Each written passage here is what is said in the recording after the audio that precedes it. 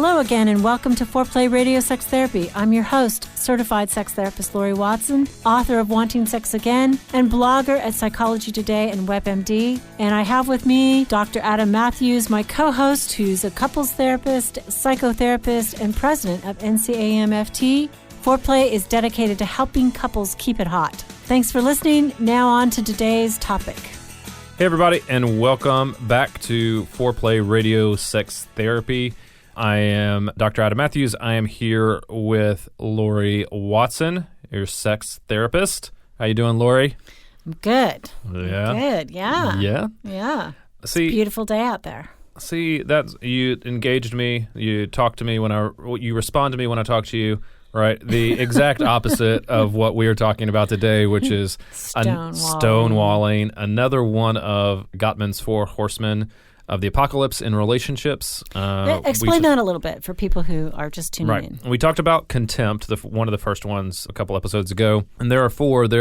These are predictors of divorce, and they looked at what was over many decades of looking at couples and their behavior and what actually can predict that a couple is going to separate.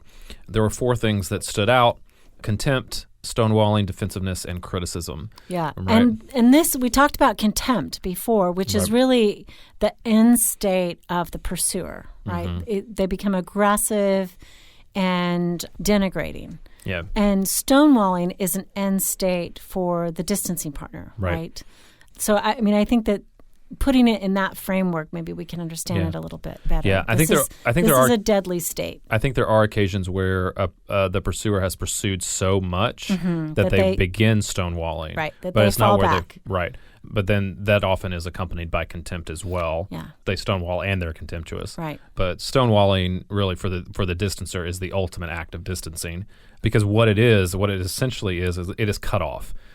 Sometimes it's emotional. Right, cut off, where you're just not responding to the person's emotional needs. Sometimes it is physical, right? It's just not being present. You won't touch them. Yeah, won't be sexual with them. It can look like monosyllabic responses, right? Just one-word responses of just right, and just know that it's a lack of engagement, really. So painful, right? Yeah, it's like the ultimate withdrawal. Yeah. And the silent treatment. Yeah. The silent treatment. I think my daughter does this unintentionally sometimes. She's not trying to stonewall, but she does because she just will not respond. Like you'll ask her a question, right? Or more often than not, it's her sister that's trying to get her attention. And she will just sit there and stare into her cereal, right? And not engage it's powerful. At all. It's powerful. Yeah, because she's trying. It is a way to gain power, actually. Yep. Right? Yeah. Over a situation. Yeah. And so but it's so hurtful because you essentially what you're doing is you're either neglecting or you are flat out ignoring your partner, which, as we've talked about before, is more painful than a flat out rejection. Yeah. Right?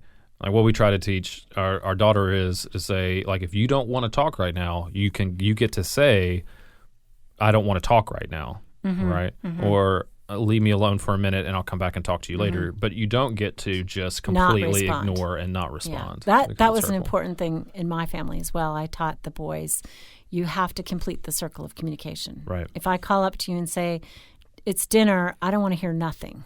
I want to hear, I'm coming, or give me 2 minutes, but there has to be a response, right? Yeah. Because that completes that circle of communication and lets us know that we're responded to. Yeah, because I think the implication with stonewalling is that there's no care involved, right? Yeah. That's what you start to go, why is this person not responding to me? Why are they not engaging? Why is it just one-word answers? And what happens, I think, is that it is an extreme turning away, and it just it breaks relationship. It is a relationship breaker. It's really a refusal to cooperate or to communicate with your partner. And I think sometimes, I have a patient who said, whenever I call out to him when he's watching sports, he doesn't respond to me at all. I can call 5 times. Hey, it's dinner, or what about this, what about that? And he won't respond at all. And that is essentially stonewalling. It's shutting out of a communication. But I think what we're talking about is a toxic pattern, right, of a wall between you and your partner that goes on and on in multiple ways. You know, it's I want nothing to do with you. I have withdrawn from this relationship. Yeah, that wall just grows with every time. It's like you're further separating it. I think some people, like you said, the power thing, they think that they're getting something from it, right? It feels like a solution to them, right? I just can't take, I hear a lot of people say, I just can't take any more. I know it's going to end in conflict. That's why I stonewall. Or I know it's going to end in a big fight, or I know it's going to end up in something hurtful. So I just don't even engage. And so for some people, they just don't even realize how much they're hurting the relationship by doing this. Right. I mean, I think for some people, though, they know that it is punishing, you know, and they are so angry, right, that they want to give the other person the ultimate shove. You know, maybe they don't have the courage to leave the relationship, or they don't want to leave the relationship, but they are leaving the relationship. Yeah, they've left it emotionally. Yeah. Yeah, they're just in the same house. Yeah, I think even for those people, though, I don't know that they think it's an automatic response for them in some ways. Like that's how they know how. That's the only way. They may have seen this modeled by their parents, or it's whatever is going on is so overwhelming that they feel like they don't have another choice. It's like the fight, flight, or flee type response, right? I think that's important to say, and I like that because you're right. These people are not necessarily given up. They are actually activated. I mean, they look like they don't care, but they care so much about something that they can't say anything. They can't respond to it. They are emotionally flooded themselves. You know, the person who is hostile and attacking, obviously flooded, but the person who's stonewalling and not, you know, refusing to respond is also flooded. Yeah. What do you mean by flooded? When you use that term, what do you mean? That's high physiological arousal, not in the good way, but in that my blood pressure is going up. You know, I feel a flush. I feel my heart race. I feel my palm sweat. I feel anxious. I feel angry. I mean, all my body is actually caught in a cycle. And therefore my defense structure is to stonewall, to do nothing, because maybe I'm afraid I'll blow up. You know, so I think it's a better thing to just do nothing. If I engage, I may say something I regret, or I may do something I regret. And so they're holding themselves in. And I think that's the difference between a person who actually maybe is, you know, just absorbed in an activity and a person who's stonewalling is there's energy in stonewalling. You know it's done. You know, there's some purpose in it. They're deliberate in ignoring. Yeah. And again, I think ignoring is the most hurtful thing. Yeah, right? Of course. It's the way to extinguish. It's the fastest way to extinguish, you know, a behavior that you don't like, right, is to just completely ignore it. Yeah. But in part, it's having the opposite effect. For sure. But we kind of want to talk about maybe 3 different types of stonewalling, right? Physical absence, right? That's one type of stonewalling. Right. They have a conflict and they just run out of the house. Or I think they just don't come home. They continually have work meetings, or they pack their schedule so they never have to be around the other person, right? They're just not there. Yeah. For some couples, I think they're out shopping or playing golf or at their girlfriends or drinking over at the neighbors. Yeah. For some people, maybe, you know, over and over I hear couples say, well, they were just watching TV, so I thought, why would I even engage them? Right? I'm like, they just came home and flopped down in front of the TV, didn't even say anything to me. You know, I think there's those type of things that are stonewalling behavior because they separate, right? It's removal of yourself from the other person. Yeah. Yeah. The other one being present but mentally blanked out. This one is difficult, right? Because you don't always. Sometimes you see it's going on. Sometimes you don't. Sometimes you assume it's happening, maybe when it's not. But I think you have to judge for yourself if you're in the room, physically in the room with them, but not engaging with that person. You're somewhere else mentally and just not there. Yeah, and I think about, you know, the person who doesn't really know what their partner is doing at their work, who maybe isn't engaged with the children, doesn't remember, you know, that it's the birthday. I mean, they have removed themselves emotionally from interest in the other. Yep. And so they don't know what's going on. They're there, but they have built the wall, right? They've built the wall between themselves and the other. they've disengaged. Yeah, I think you put it well, which is I hear a lot of complaints too, is they don't carry the mental any part of the mental load for the family, right? I think this can happen without stonewalling, but stonewalling is for sure when you've just given over everything about your life, about the relationship to the other person. You're not remembering anything. You're not making an effort toward any part of the life of your relationship. So it's just you're just completely withdrawn from that. Right. The other type is insincere placating, right? This is just the whatever you want is fine. Sure. Right? Sure. And why do you think this is hurtful? Why is this such a – I mean, obviously stonewalling is hurtful, but why is this a particular hurtful form of it? I think it's just a diss, right? It's saying to the other, you're so controlling, you're so critical, I've given up. I'm not going to even assert anything about myself into this relationship. It's like, sure, we'll just do it your way. I mean, I think it's essentially a diss that says, I'm not going to play. Whatever you say, honey, we'll just do that. But I have withdrawn. I have withdrawn my interest, my input, even negotiating with you. I'm not going to do that anymore. I think this could be like empty apologies as well, right? This could be the I'm sorry when I'm not really sorry, or I'm sorry when I'm just trying to avoid the fight. I'm just trying to avoid the conflict. Just to make it go away. Yeah. Right.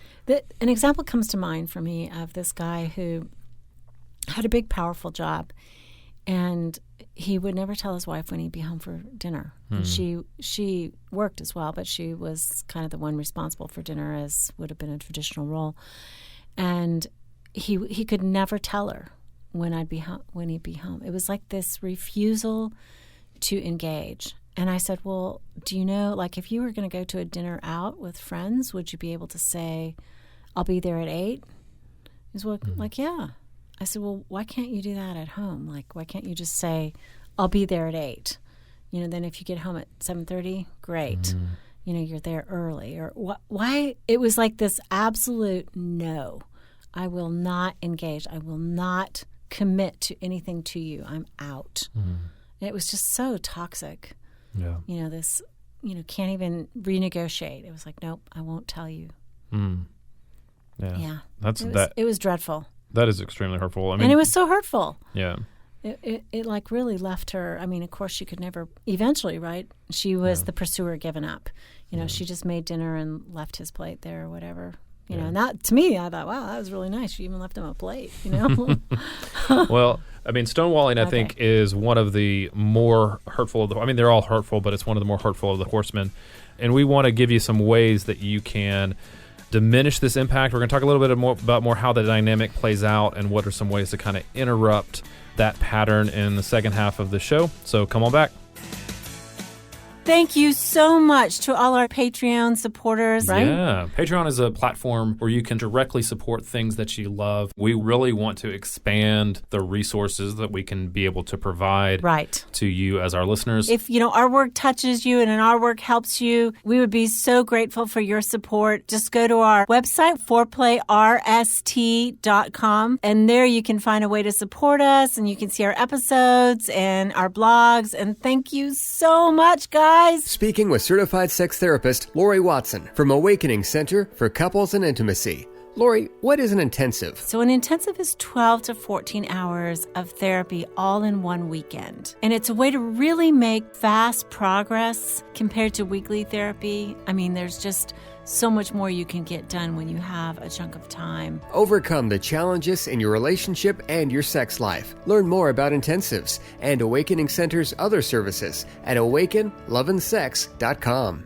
At Matthews Counseling, we believe it is our job to come alongside you in whatever difficult challenges of life you are in and help you rediscover hope and to find the strength that you have to face those challenges. We strive to create a safe and comfortable place for you to explore who you want to be and identify the obstacles standing in your way. Oftentimes, the first step toward finding help is the hardest, but it can also be the bravest. Give us a call at 919-587-8018. Find us online at matthewscounseling.net. We look forward to working with you. Welcome back to part 2 of our episode about stonewalling. We're going to talk about some ways that this dynamic plays out. We talked a little bit about this, but it's important to know what kind of pattern that stonewalling gets you into, and then to be able to know how to get out of it. And we talked a little bit about this, but like stonewalling can be very manipulative, right? I mean, it is in the power struggle in relationship. Like it's a tool that we use to wrest power from the other person, whether we do it consciously or unconsciously. Like it is a form of punishment to the other person because we're depriving them of ourselves in a lot of ways, right? It's also a bid, I think, to follow chase. Like I'm not gonna do anything. I'm not gonna say anything, and I want you to chase me now. Oh wow! I'm not gonna give anymore. I want you to give something before I come back, and so I think there's some part of it that is hopeful that their partner will notice, that they're not getting anything. That's when I think it's turned from the pursuer. The pursuer turns to stonewalling. They go, I'm done chasing you. I'm done pursuing you. And so now it's your turn. Let's see if this works. Yeah, let's see if this really toxic behavior works. Which it is. It's manipulation in relationship of any kind. I think is toxic. Sure, right? But this is and that's why one of the reasons why this gets couples stuck is because it's a form of control. It's a form of manipulation. But I think by the time something gets to this level, right, it's dynamic. There's enough that's gone on in the relationship that both people are sharing kind of a toxic way of acting with each other. This is an end state, unfortunately. Yeah, if it's become a pattern long enough. For sure. And Gottman's research shows that men, in the same way that men are more likely to be the withdrawing partner in a relationship, men are more likely to use stonewalling in an end state of the relationship than women would. Women would more likely use contempt, and they are more likely to be pursuers. That's what the research shows. So I'm not talking about my gender experience, but... Right. I think it's 75% of all men are withdrawing partners, have a avoidant attachment style, and the same 75% of women have a pursuing, anxious attached style. Yeah, and anxiously attached, and that makes sense in a culture where men aren't really trained to talk about their feelings, when they're not really. Oftentimes aren't able to name them or name the feelings in another person. Stonewalling is easier, especially when you have somebody that's coming at you and wanting to engage you in that way. Stonewalling can feel like the easy way out, especially the placating part, right? Yeah. It's easier to do that than it is to like get into something that could be potentially a landmine in your relationship, because we see it that way, because it can be flooding in one sense, like you see it as a landmine. To engage in a way that it feels potentially hazardous. Right. So, I think a couple things we have to think about. If you're a stonewaller, or if your partner is stonewalling, you have to remember that their physiology is actually elevated, right? That they're angry, that they're upset, that this is a defense structure that is about reactivity. And so the first thing we need to do if we're a stonewaller is calm our own physiology. Learn to become aware. Okay, I feel like shutting down completely. I feel like backing out of the relationship. I feel hopeless. I feel angry. I feel upset. First, identify the feelings, and then see if you can modulate them with some awareness, maybe some meditation, some mindfulness. Ask directly for a break. Right. I think you're absolutely right. That is what you're talking about, is just raising your own self-awareness to be able to know what is happening with you. But then the word that I would put to what you're talking about is just self-soothing, right? You got to be able to soothe yourself and your physiology down to be able to calm down from it. So a lot of times that's just reminding yourself, it's changing the narrative that's going on in your head and reminding yourself of the good stuff that's in the relationship, reminding yourself that stonewalling is only going to hurt, like pulling back is only going to hurt your relationship, that your relationship is worth the fight, right? A lot of times that it's worth engaging, reminding yourself that you still have to communicate care in the relationship, that if you stonewall, like you're moving away from your partner, like it's reminding yourself of those things to be able to calm yourself down, or any other thing, honestly, that you can think of that keeps you present and keeps you engaged, right? That soothes that anxiety that's going on inside of you. When I was a young woman, I had a very active strategy about self-soothing, and maybe this will be confusing because it was actually leaving the scene, but I would not just walk out. I would say, give me 5 minutes. But if my children were acting out, or if, I was in a fight with my husband or whatever, I would say, I need 5 minutes. And I would go behind a door, go into my bedroom, shut the door, and just watch the fan and kind of calm down, because I really was committed not to yelling, not to being, uber angry. It's like I wanted that to be nipped in the bud. And so I would take that little bit of a break with essentially communicating that and say, and it helped. I mean, I learned, I had come from a family that didn't do anger very well. And, probably 6-10 years later, I can take a lot of anger without losing my temper, without, being elevated, with being able to stay calm. So that was the way I self-soothed. I think that awareness of what's going on with you, it does, like you said, it helps you grow, it helps you improve in that area, because you can get better at it, but it's knowing that this is too much for me right now, and I need to find some mechanisms that are going to help me calm down. I think for the partner of somebody that's stonewalling, like one of the things that it is also the recognition of the battle that's going on inside your partner, that it's not just a lack of care, but it is also, you get to say, this is not okay with me, right? So if you have a partner that's just storming out every time you have a fight and leaving for 3 hours before they come back. Or refusing to answer, you get to say, listen, I want to make this, I know this must be difficult for you. I know it's a struggle going on in your head, but this is not okay. Like we need to figure out something. So, encouraging them, ask for a break if you need a break. If I need to back off right now, or if you need to, can you tell me to take a break and we're going to come back to this later on? Anything like that if you can recognize the struggle that's going on inside the stonewaller, then you can also say, I get it, but this is not okay with me. We need to change something that's going on with how you're stonewalling. I think that goes further than just continuing to pursue and demand that they change.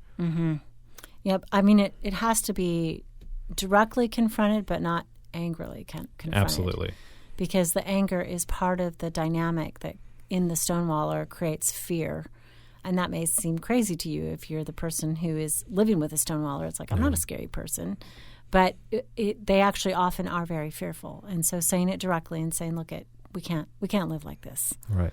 I realize you're not engaging with me. I don't know what's going on, but either we need help or we need to settle this, because it becomes so toxic, right? Yeah. Well, and I think it's helpful to the stonewaller when the person that's pursuing or that's not the stonewaller can leave something and stop pursuing for a moment. So it may be saying, hey, I recognize there's some conflict going on in you. I still want to talk about this, but I'm going to leave for a while. I'm going to come back. You take some time, do what you need to do to calm down, and then we'll come back and talk about it. And them being the ones to leave rather than the stonewaller, I think can be really helpful to change some of that dynamic and that pattern that's going on. Yeah, exactly. But yelling and pushing for sure is not something. Well, not and we physically shoving. I don't mean physically pushing. That's never acceptable. Yeah, but yelling and trying to push your way past the wall, so to speak, metaphorically, like trying to just continue those efforts that are no longer working, it just makes it worse. So the pursuer has got to back off in that sense. It's like Aesop's fable, right? The wind says, I'm going to blow that coat off that man, and it just causes the man to pull his coat tighter. And when you have a stonewaller, yelling at them, just actually makes it worse. So you have to talk calmly. You have to discipline yourself to come back at it and say, no, we need to work on this. Yeah. Yeah. So another thing I think that stonewallers can do that might be really helpful is they can reassure the pursuing partner as well that they still want to be present, but that they're overwhelmed right now. Right. I think all that's saying is, I still care about you. I don't want to fight. I don't want to not give you what you need, but I'm overwhelmed and I can't respond in a good way right now. I know they may not be able to say all of that I just said, right? But something like that just reassures their partner that they still care, right? Because there's often a lot of hopelessness by the time this is involved. This behavior is exhibited. There's a lot of hopelessness. But if you do want the relationship, saying that, I think is really important, and then you can find your way out of it. Yeah. You talk about it in terms of end state, or that it's at when the point that you see stonewalling, that it's toward the end of a relationship. I disagree a little bit because I think people often come into relationships with some of the horsemen as their default positions. I think you're right, Adam. And as we've been talking about it, I can hear that. Yeah. But because it might not be they're completely fed up with the relationship. It's just a behavior that they learned. They saw their parents do this. Yeah, I did a group with some couples who were, all of them had been married for less than 3 years, right? And we went over the Horseman together, and I think it was helpful for them to know that because it wasn't full blown in their relationship yet. It wasn't a pattern. I think what you're maybe talking about is when it's in the end state, is the Horsemen are habitual. They're happening often and they're happening regularly. And this is their default response all the time. But I think you're making an important point, too, that this is a particularly toxic defense. And it might not be just you're so despairing about the relationship, but if you're doing this, you're actually contributing to the breakdown of the relationship. Yeah, and that's what I think. If you continue this behavior, if you don't catch it and get rid of it, then you do get to that end state point where it is full-blown and it's grown all really big. So some of the stuff we've talked about, just to kind of wrap it up and give you what we're doing, is what would be helpful if stonewalling is present in your relationship, increasing your self-awareness, really kind of raising your awareness of what's going on, self-soothing, coming up with some things that you can say. Sometimes even have people write these narratives down that they can just kind of repeat to themselves, talk to themselves to kind of help reduce their own heightened state. Asking for a break, but making sure you're coming back, right, and to re-engage at that point. Reassuring your partner that you still care about the relationship. For the pursuing partner, walking away, stating your boundaries clearly, but not pushing, not continuing to stop yelling. Don't continue to try to force your way into something different, a different way of being.